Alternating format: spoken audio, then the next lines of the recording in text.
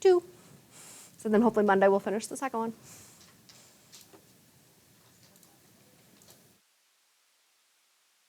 All right. Our immune system, this is a little bit review because this was also same slide in the chapter 14 PowerPoint. If you go back and watch chapter 14, you'll see it. So there are 3 lines of defense with our immune system. The first 2 is chapter 14. So the first 2, our first line of defense is our external defenses, just preventing things from getting in the body. So our skin and our mucous membranes, born with it. We didn't have to learn it. Second line of defense are all the other non-specific ways that our body tries to tackle infections if something gets in. Fever, inflammation, phagocytic cells. Again, all things we were born knowing how to do. Didn't have to learn it. Also part of chapter 14. Adaptive immunity, our third line of defense, is chapter 15. And it's our adaptive immunity that will recognize very specific things that gets in the body. Like millions of different things. Our body can recognize those things all as their own individual objects, recognize them as foreign, they shouldn't be in the body, mount an immune response against it, and then the most important part of the adaptive immunity makes memory cells. So that the next time that object gets in the body again, our immune system should react faster and fight a whole war, fight a battle to get rid of that pathogen, hopefully, in theory, before it causes disease. And we'll talk about it doesn't work for everything, and some memory cells last longer than others. The cell that is specifically involved in the adaptive immune system are the lymphocytes. So we do have 5 white blood cells. The other 4, that's all second line of defense.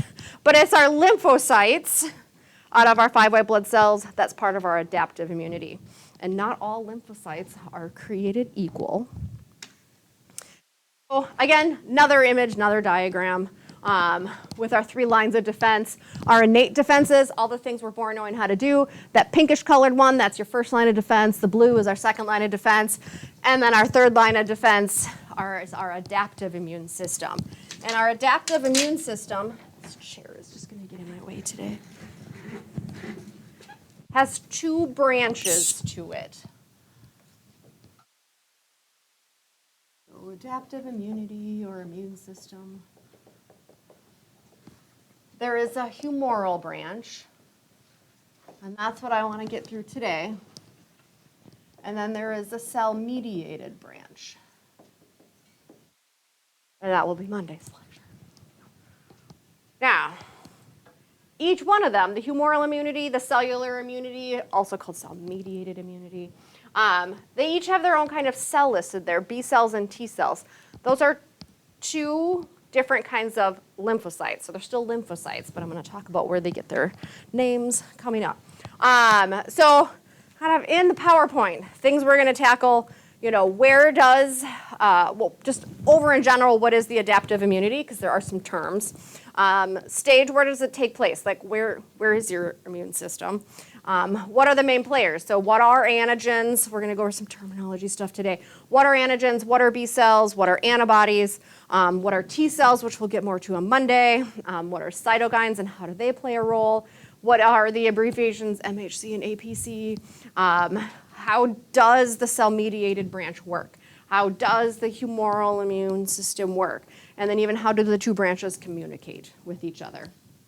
And then our goal is that we acquire immunity. You guys all are immune to something. As long as you have somewhat working immune systems, you have acquired immunity to certain things. Then in theory, you shouldn't get sick from them again, theory. So, starting with terminology, what is the adaptive immunity? Like, what is our third line of defense? It's the body's ability to recognize and defend itself against distinct invaders. So very specific things that our body will see and recognize and be like, well, that's foreign. But not only just the fact that it can see that object as foreign, is any products that it might make, our body can recognize as foreign.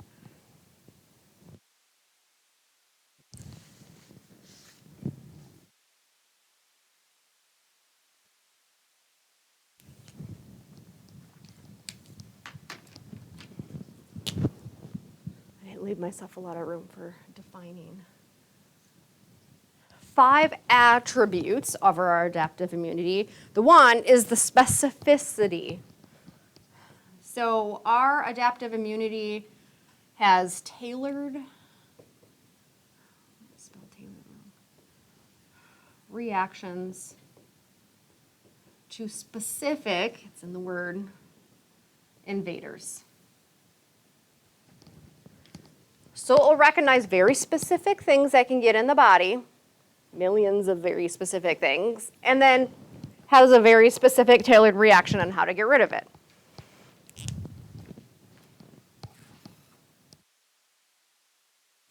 Inducibility, invaders, specific invaders, I'm just going to leave it as invaders, induce, also known as activate,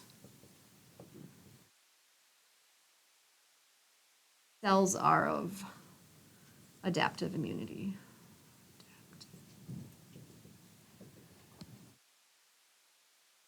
Which means our cells are not fighting a battle if there's no battle to fight.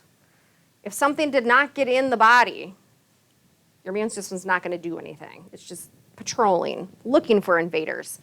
But it's once the invader gets in, the invader will activate the cells of our immune system. Then they're going to do something. But otherwise, they're not actively doing anything. I mean, they're patrolling, they're looking for things, but they're not fighting a battle when there's no battle to fight.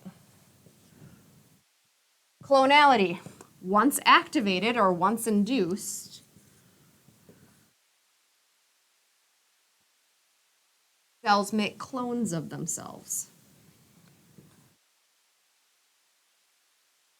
And you'll see this in some of my diagrams today.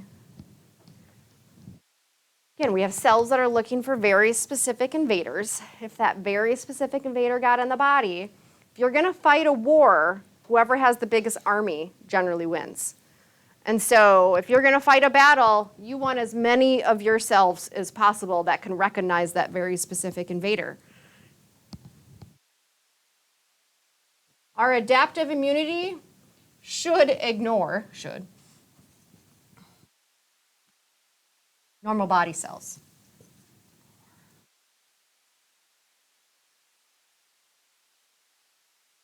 So that's the unresponsiveness to self. Our immune system has to recognize all the cells in our body as those should all be there and they're all just fine to be there. And then they have to recognize what shouldn't be there, what could possibly be an invader. In chapter 16, immune disorders, it's usually this number 4, is that our immune system can sometimes recognize our normal body cells as a foreign object, and it will mount an immune response against our own body. It's like our body is attacking our own body. That's never good. And that's where we get into that unresponsiveness to self, issues and immune disorders. And then the last part with our adaptive immunity is memory.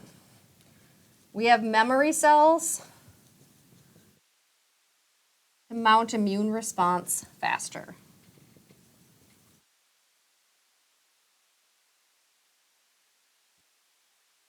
I'm even going to put it longer, faster, with every subsequent, these big words, exposure.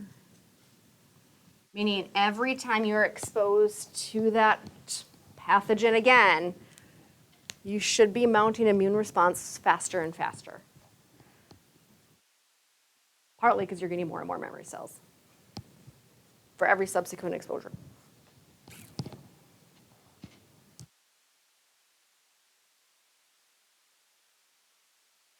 Now, our main players of who's involved in our adaptive immunity is the lymphocytes. And again, there are 2 types of lymphocytes. There are B lymphocytes and there are T lymphocytes. But because the word lymphocyte is just a mouthful to say all the time, we just call them B cells and T cells. So B cells and T cells are lymphocytes. Why they're called B and why they're called T, it depends where that lymphocyte goes in the body to mature. They were all made in the bone marrow, but they don't all mature there. The B cells do. So the B cells were made in the bone marrow, and then they stay in the bone marrow to mature. The T cells, they were made in the bone marrow, But then they get into our lymphatic system and they go mature in the thymus. And so they get the name T cells. Now, our humoral branch, my blue is darker than black, so I'm switching. The humoral branch uses B cells. The cell-mediated branch uses T cells. Now, as I draw my big diagram on the board today, I'm going to add more to it Monday. I recommend drawing it somewhere, on a side sheet. They don't have to keep flipping back. Because it is a full process. And we're going to get through this whole process today. And then Monday we'll get through this process, but then we're also going to talk about how the two branches do work together.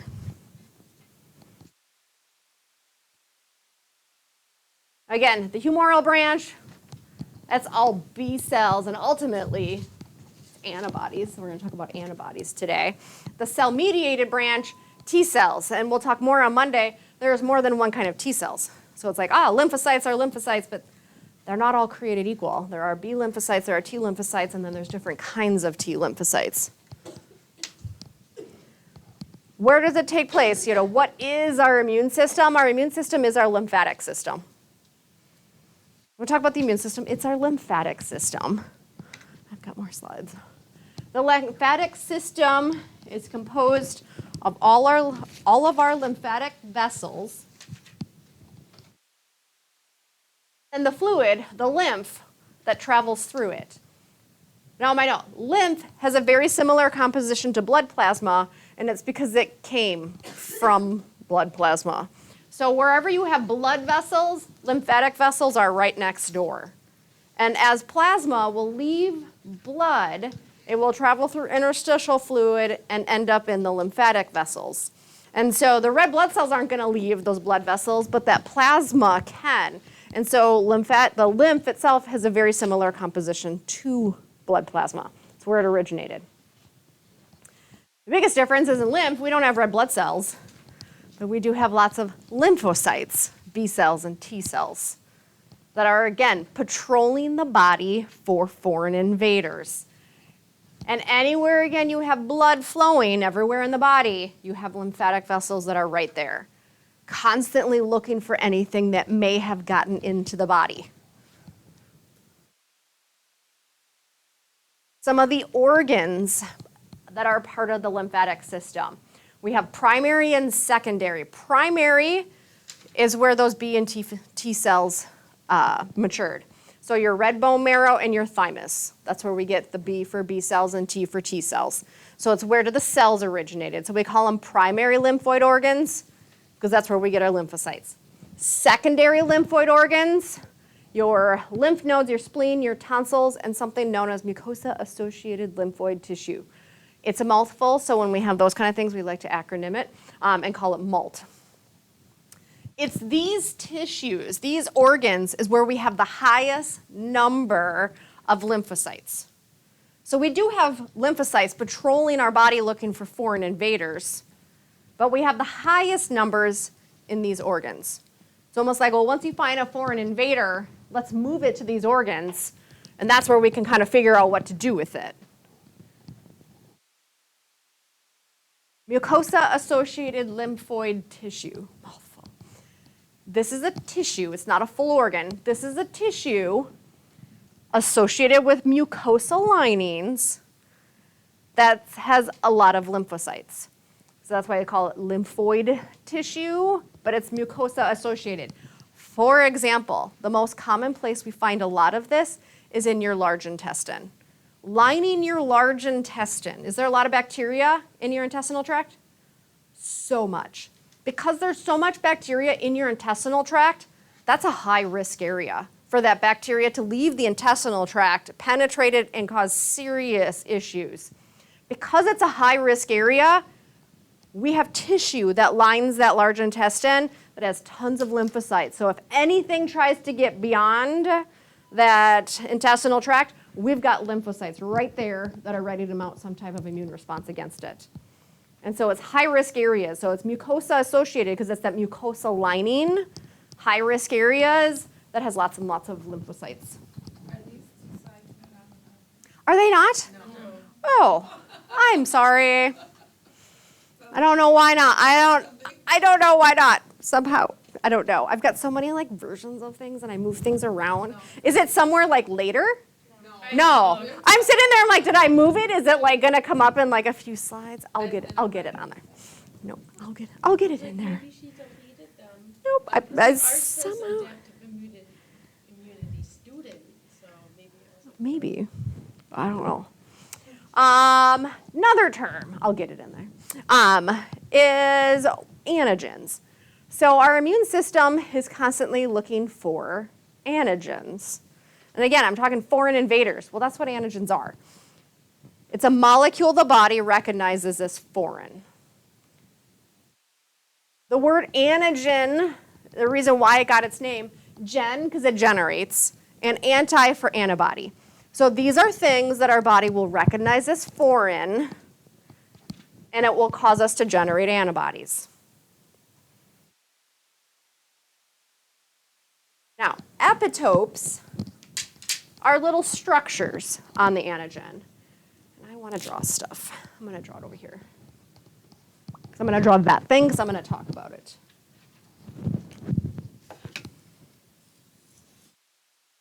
So the antigen is the entire thing,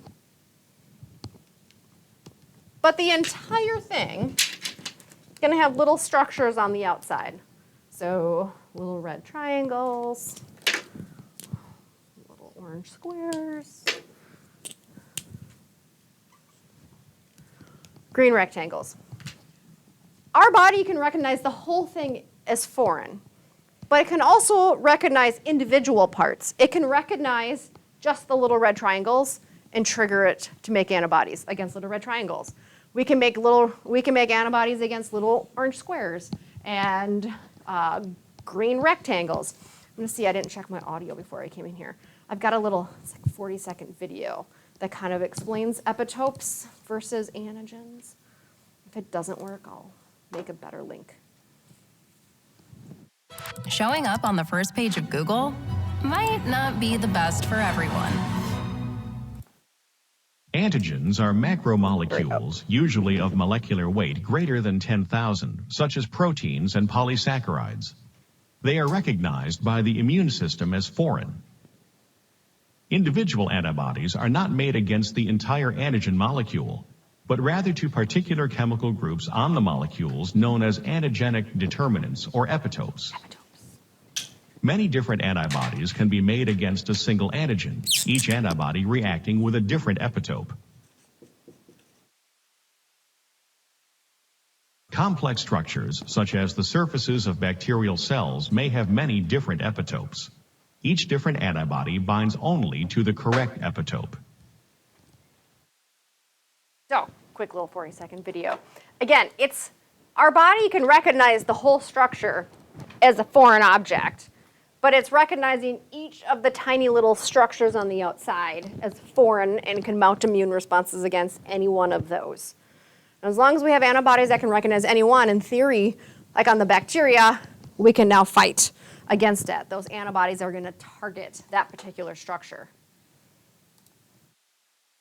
Now, we group antigens into 3 groups. That's my, B, C, and D.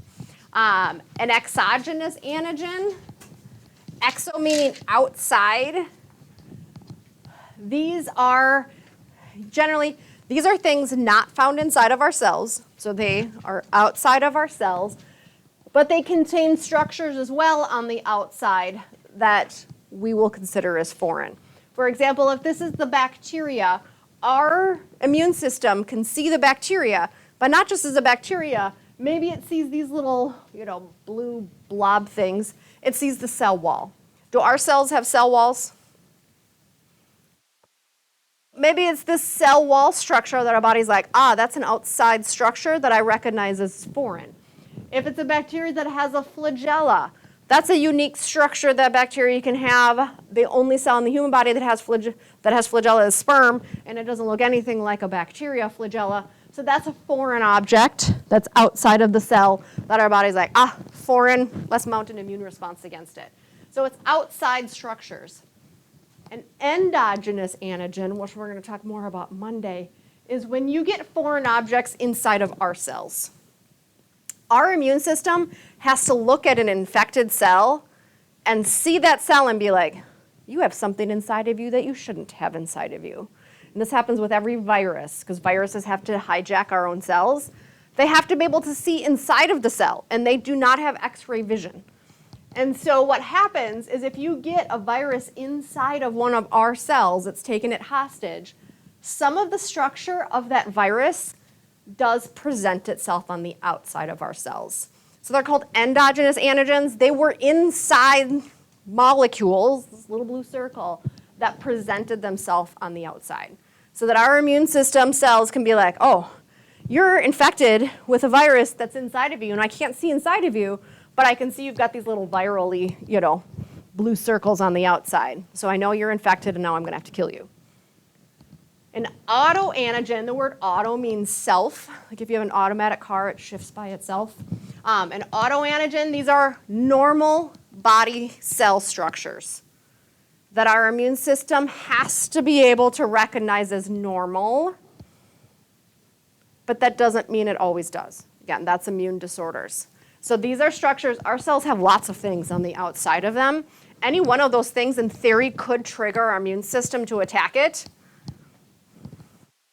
We just hope it doesn't. But they're called autoantigens. Now, the major histoability complex and then antigen-presenting cells. So a major histoability complex, and you're going to see MHC come up multiple times today and on Monday too. These are glycoproteins, so it's a carbohydrate protein structure found on the outside of cells. Because it's found on the outside of cells, in theory, it is an autoantigen. It's like this little, green square could be a glycoprotein found on the outside of cells. And they're found on most cells of vertebrate animals. Are you guys vertebrate animals? Yep, you guys have vertebrae. You're in the animal kingdom. You're a vertebrate animal that are not recognized as foreign. So these are things on your cells that our immune system needs to be able to recognize. So whether the little triangles, whether the little squares. But there are two classes, and I'm going to write it up because I'm going to reference them a lot today, and it's one of the first things we'll start with on Monday too. There's major histoability complex antigen 1 and major histoability complex antigen 2. Major histoability complex antigen 1 are found on all nucleated cells in our bodies. So then my question, what cells in your body don't have a nucleus? Because there's only one. Guess. Red blood cells. That's why they have the little dent in them. They look like almost like a donut because they don't have a nucleus anymore. They did at one point, and then they lost it. So MHC1 antigens, these are structures on your cells found on every cell in your body except red blood cells.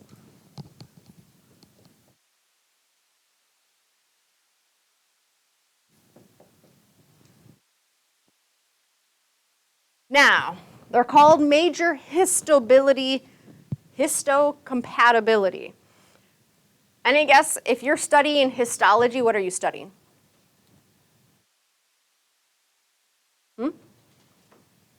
Tissues. And I'm like, so histocompatibility, this is tissue compatibility. This became the biggest issue. We didn't realize for a while, hey, if we're doing organ transplant, can I just take any one of your organs and put it in me? No, why not? If it doesn't match. And when we're talking matching, we're talking histability, major histoability complex 1. And I'm like, blood matching is also different as well. But this is why I'm like, people that have shared genetics have more similar MHC1 antigens to each other. So every single one of your cells has a very unique major histoability complex 1 antigen on it that's unique to you. And why we can't mix tissues around, because any other body is going to recognize that structure that's unique to you as a foreign object and mount an immune response against it. People that do get organ transplants, I mean, unless you're getting it from an identical twin that would have identical MHC1 antigens, you are put on immunosuppressants because they know your immune system is going to recognize any tissue as foreign. And we're going to suppress your immune system from attacking it. Now, MHC2, so major histoability complex 2 antigens. These are structures, the little antigens, found, and if you have this printed or if you've got what you can draw stuff, is you draw an arrow, are found on antigen-presenting cells.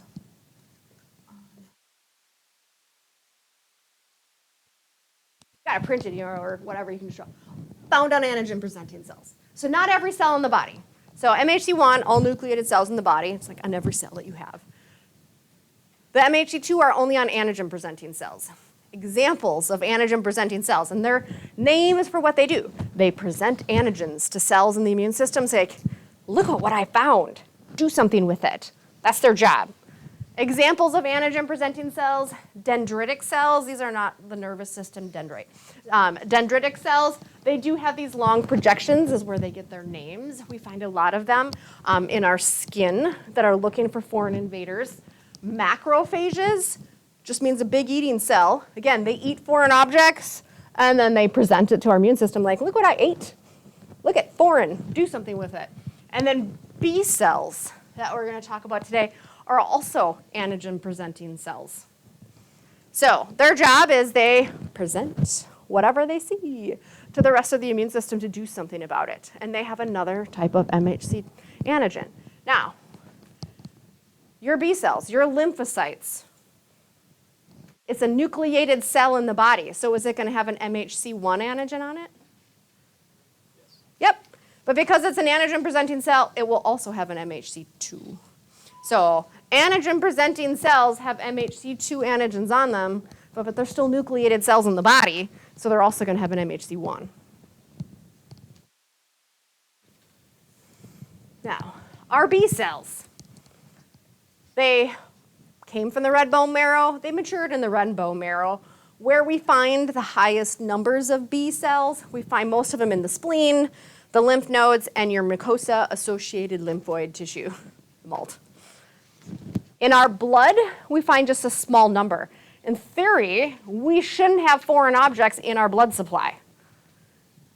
The job, hopefully, is to get rid of the foreign object before it makes it to the blood supply. And the major function of B cells is to make antibodies. But it's not a direct, oh, a B cell, make antibodies. But that's the ultimate goal of B cells. There's my B cells, humoral immunity. Now, if I draw out a B cell, I'm not artistic. But here's my one B cell, here's another B cell, and space-wise, I can draw another one here. Now, 3 different B cells, I'll just label them because again, I'm not artistic. B cell. They're nucleated B cell. Every B cell we have in the body makes one type of B cell receptor. Again, it has to recognize foreign objects, and how it does it, it has little receptors that look like Ys on the outside of it. But every single B cell only makes one kind of B cell receptor. For example, this B cell only makes red B cell receptors. This one only makes orange B cell receptors. And this one only makes green B cell receptors. So every B cell is unique. It only has one kind of B cell receptor. However, every B cell can have many copies of it. So I didn't just draw one little orange B cell receptor. I drew 4, but that could represent thousands on one B cell. So like this B cell, I don't have to draw 1,000 Ys. When I'm like, this one B cell could have 1,000 B cell receptors on it.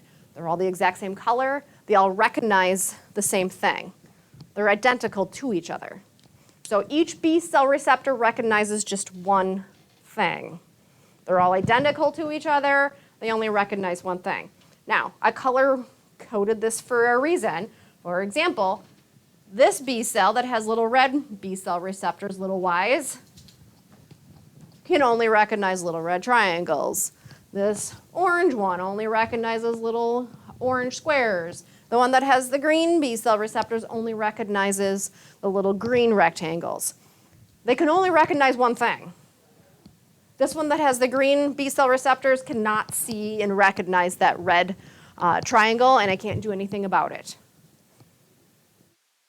So this is my statement. Each B cell only has one kind of B cell receptor. They're all the same color. And I'm like, each B cell makes many copies. 4 million, I don't know if I go 4 million, but 4,000 on one cell. Each B cell receptor only can recognize one antigen because it only has one kind of B cell receptor. But ultimately, if you put all of our B cells that are in your bodies right now, we can recognize millions of different epitopes. We can recognize millions of different structures. We have that many different B cells and B cell receptors in our body. So B cells are kind of like little snowflakes in your body. They're all unique and different. It's because they all have their own unique little B cell receptor that's there to recognize a very unique epitope. So many different kinds of B cells, all with their own unique B cell receptor. Bigger picture of my B cells and my B cell receptor. So this is the cell, the outside part of the cell. This is the B cell receptor. Looks like a big Y. And so every time I talk about them, it's like a big Y, just minus my head. It's the hand portion of that Y that's actually recognizing it. So the B cells themselves, that very, very top is called the variable region because it's the only part that's really different between the different B cells. That's the part that can recognize, this one's recognizing triangles or cones or whatever. And so it's this variable portion, the hand, that varies between the different B cell receptors so that it can recognize and attach to its very unique epitope that it's looking for. Now, once it recognizes it, so they use different colors than I do. 3 different B cells. They each have their own unique colored B cell receptor, green, dark blue, light blue. 3 different B cells, only one of them has that B cell receptor that's looking for this particular structure and can recognize it. So in this example, it's the dark blue B cell receptor. Once it attaches, once that hand meets the epitope that it recognizes, that is now an active B cell. Otherwise, you're just floating around, not really doing anything. But as soon as that hand portion of the B cell receptor recognizes its epitope, it is now an active B cell. And now it realizes like, oh, hey, that was a thing I need to look for. I need to fight about, I've got a war to fight. So the B cell becomes activated when the antigens bind to the surface receptors and cross-link. It just means it attaches.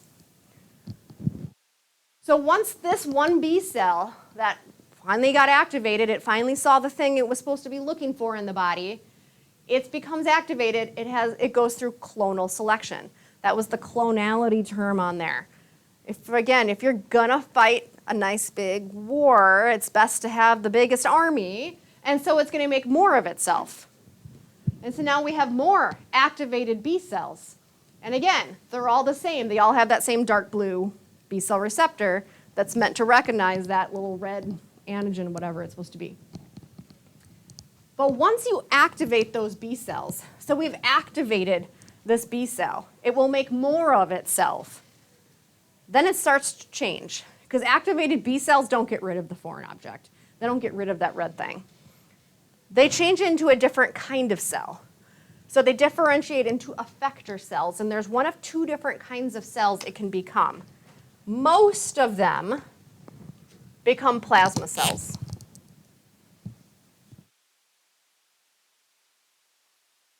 And no, they don't make plasma. That would be great. They become plasma cells. And I say most. In the picture, they say 3 out of 4. It's more than that percentage-wise, but most of them become plasma cells. It's the job of a plasma cell to make antibodies. When people donate plasma, that Yeah. what it's doing Yep. for the person. You have antibodies that have already been made that are in your plasma, so they're usually looking for those. Yep.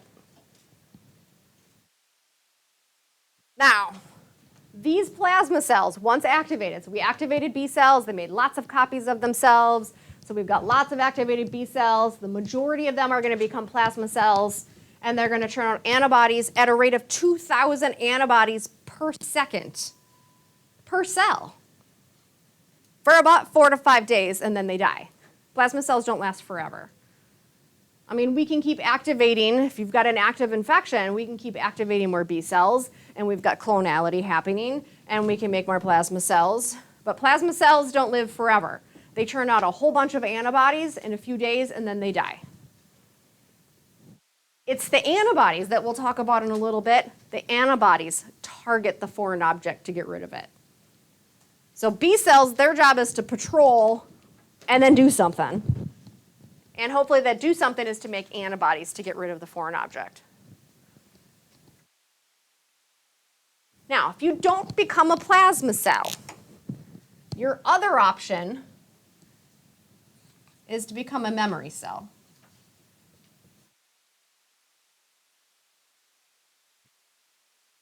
So the majority become plasma cells, and again, the picture, they do 3 out of 4. But if you didn't become a plasma cell, you became a memory cell.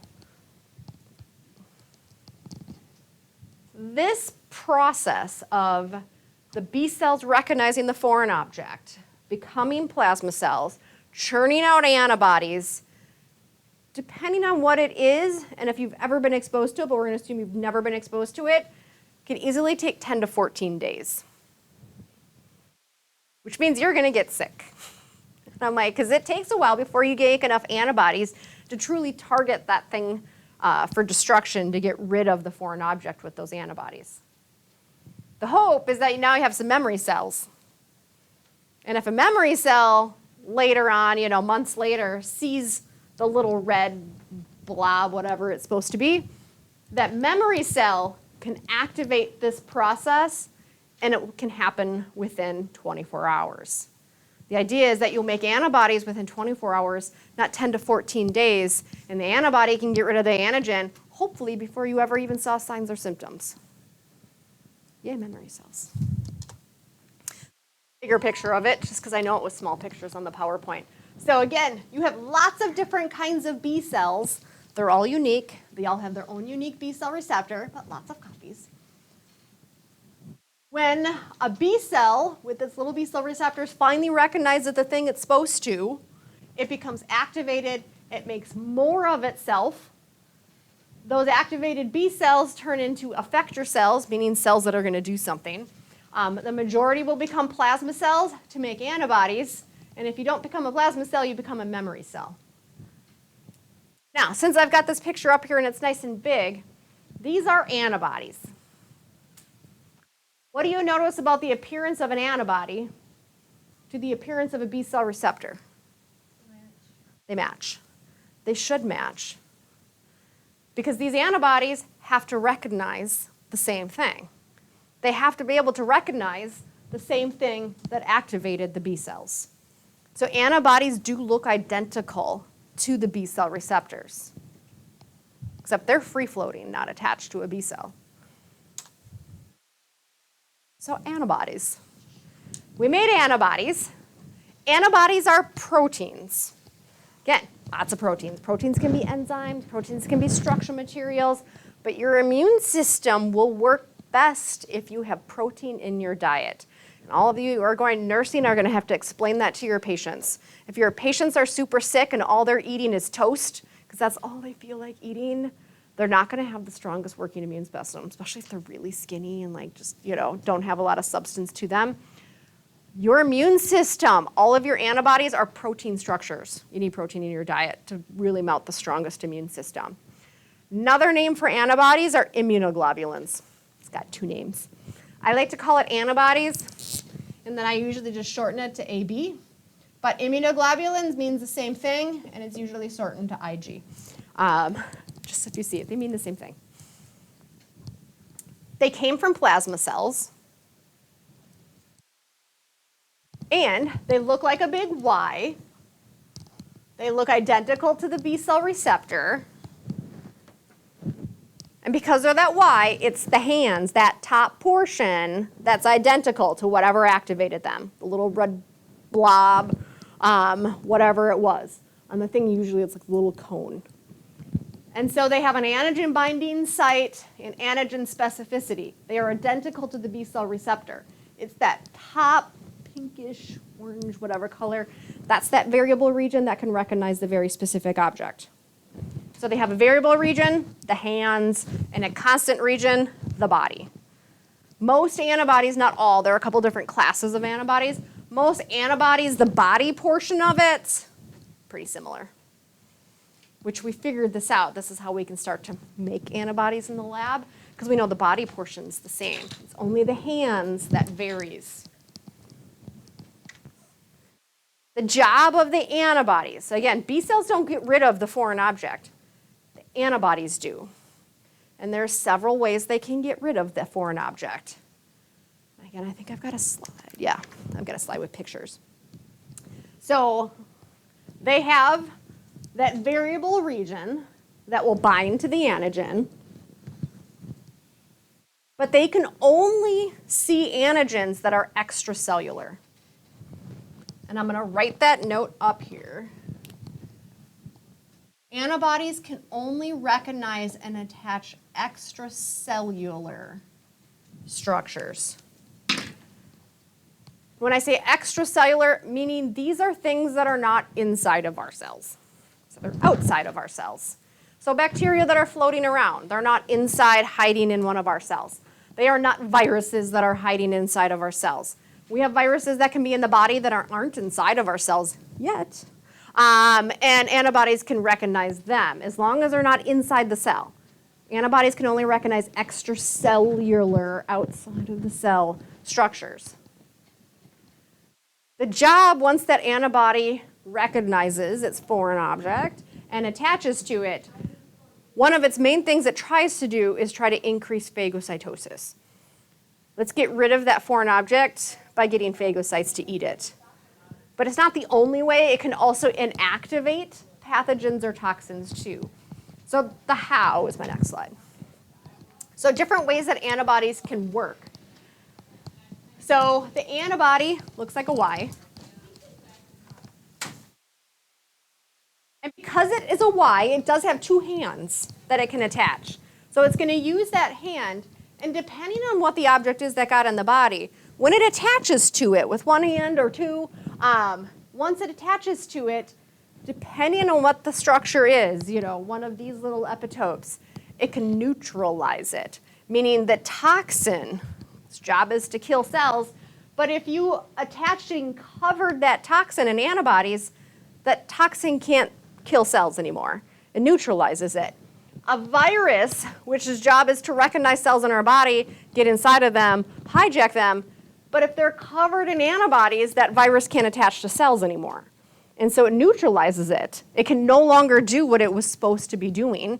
And since all the things they were supposed to be doing were harmful things, those antibodies neutralize what those foreign objects can do. So here's your foreign object, some kind of bacteria. The little epitope, little green, whatever they are on there, antibodies can recognize that. It was specific for that particular one. It can attach to it. And sometimes some bacteria hide. Maybe they've got a capsule, and our immune system doesn't recognize them as foreign right away. But if you're a bacteria that has a capsule and you're kind of hiding with camouflage with your capsule, you're not hiding very well anymore if you got antibodies sticking out all over you. And so it increases just by putting those antibodies covering the bacteria. They don't hide, and antibodies will trigger phagocytes. It's kind of like, well, if the antibodies are somewhere, there must be something I can eat. And so it's a process known as opsonization. It's another one of those Latin-derived words. Opson means to eat. So it's anything opsonization is increasing phagocytosis. It can also cause agglutination, clumping together. It's got the word glue in there.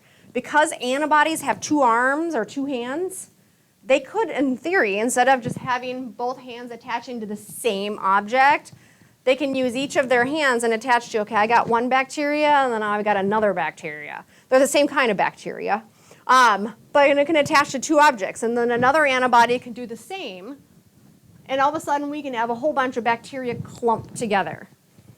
When you clump a bunch of bacteria together, they're more easily filtered in the spleen and removed. And so we can remove them and also increase phagocytosis if they were small enough by clumping some of them together. And then a fourth way that antibodies can target these things to die is that you can have an antibody that recognizes that one little epitope, the little green triangle on here. Antibody sticks. Again, antibodies are specific for their epitope. They can recognize that little green triangle, but the body of the antibody can attract other things as well. And sometimes the body portion of the antibody can attract another kind of cell. It's another kind of lymphocyte, and the NK stands for natural killer. And so the body of an antibody can attract natural killer lymphocytes. And guess what the job of a natural killer lymphocyte is? Is to kill. And so whereas this antibody is not doing anything to this bacteria by attaching to it, when it attracts the natural killer lymphocyte to the body portion, a natural killer lymphocyte does create, or not, it secretes, I don't want to say a toxin, but it secretes a chemical that causes this bacteria to form holes or pores and ultimately kills the cell.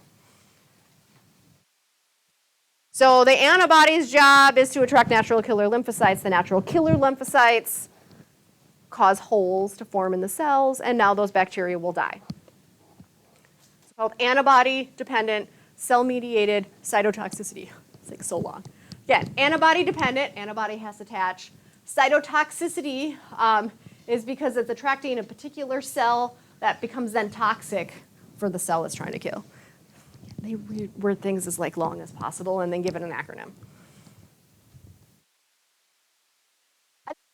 Doesn't have a picture is that antibodies, when they attach to things, can also activate complement proteins and inflammation. These are two things that are part of our second line of defense. So antibodies can actually go back and be like, okay, we are under attack. We could use all the help we can get. Complement proteins, part of our second line of defense. Watch the video. Complement proteins, I was going to say, their job is to increase phagocytosis, phagocytes to arrive, but they can also increase fever and inflammation. Inflammation, everyone's like, well, inflammation's bad. No, inflammation's not bad. Inflammation is something that tells you you're infected. Inflammation is something that tells you your immune system's working, but there's a reason for inflammation. Second line of defense. And I'm like, the inflammation's job increases the chance of getting rid of some type of foreign object in the body. And so antibodies can also stimulate those to occur as well. This is one of my last slides today because I don't want to start this. But there are 5 antibody classes. Yep. So the Ig immunoglobulin, 5 different types or classes of antibodies. Again, antibodies are all unique for recognizing certain things, but where that body portion can slightly vary. And then some like to hang out in pairs or even in groups of 5 together. Their hands are still very unique, millions of different things that they can recognize, but their bodies are all pretty similar, but they fit into 5 classes based on their body, that constant region, and where we find them. So the first kind or class of antibody is your IgG. The G stands for gamma, it's all Greek letters, is where the letters come from. Is the most common antibody. If we did draw your plasma and looked for antibodies, you're going to find a very high number of IgG antibodies. They are the longest lasting, which also makes them the most common, which means you probably have antibodies in your plasma right now from something you've been fighting off for a long time. Maybe it was even years ago you fought something off and you still have some of these antibodies in your plasma. They're found in serum, that's your blood serum, so they're found in your plasma, and they can cross the placenta. which means if you were exposed to something, those antibodies can already provide protection to a developing fetus. Your IgM, M stands for mu, this is the first antibody produced. So when we start to activate B cells to become plasma cells to turn on antibodies, the very first one we start to see in the body are the IgM. So they call it the first responder because they're the first ones to show up. The most interesting part, other than the first ones to show up, is that IgM, the bodies like to hang out in groups of 5. So they're called pentamers. Now, if you've got 5 antibodies hanging out together, all the body portions are together, that means you have 10 hands, 10 arms that it can, in theory, grab 10 bacteria at the same time. One of their best things they do is agglutination. I mean, you've got this big snowflake-looking thing that can attach to 5 bacteria, and you got another one that can attach 5 bacteria. You can do agglutination really, really well. Your IgA, A for alpha, you don't need to know what the letters stand for. This particular one always likes to hang out in pairs. And kind of its claim to fame is this is the antibody you find in every bodily secretion that comes out of your body. Your sweat has antibodies, but only IgA. And I'm like, so we can find IgA antibodies in your saliva, in your tears, in your sweat, breast milk, colostrum, semen, vaginal secretions. Literally, if it is a fluid that comes out of your body from somewhere, your IgA antibodies are present. They're kind of like the biggest patrollers, of getting rid of anything that might be trying to get in. This is one of the reasons, because it's found in breast milk and colostrum, and we'll talk about that too next week, that while you are nursing, baby's getting antibodies. They didn't make them, but they're getting antibodies that mom made, which provides them protection against things that mom is protected against.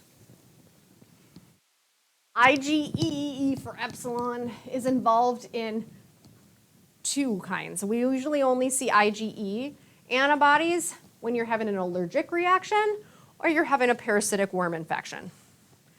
2 completely unrelated things, but this is when we see IgE antibodies show up.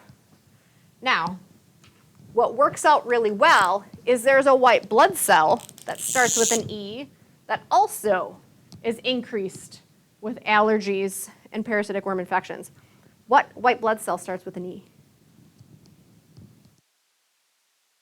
It's like back to A and P. Eosinophils. Eosinophils, white blood cell. IgE, antibody. They both have an E in it, but what's nice is they both are activated for the same things. Parasitic worm infections and allergic reactions. I don't know why. IgD for delta, this is an antibody. That's the more recently discovered of our 5 classes of antibodies that's found on a B cell membrane. We're not exactly sure what this particular antibody does. We think it might act like a B cell receptor. The problem is, if this is my antibody, that's my IgD, we had to do enough testing. How do you know the difference between an antibody and a B cell receptor? You really don't, outwardly wise. And I'm like, they look identical, but they are still slightly different. An antibody structure is still slightly different than the B cell receptor, but their hands are identical to each other. But it's embedded there on the B cells, and we just don't know its exact function. It's like we think maybe it activates more B cells, kind of assists the whole process. We're just not exactly sure.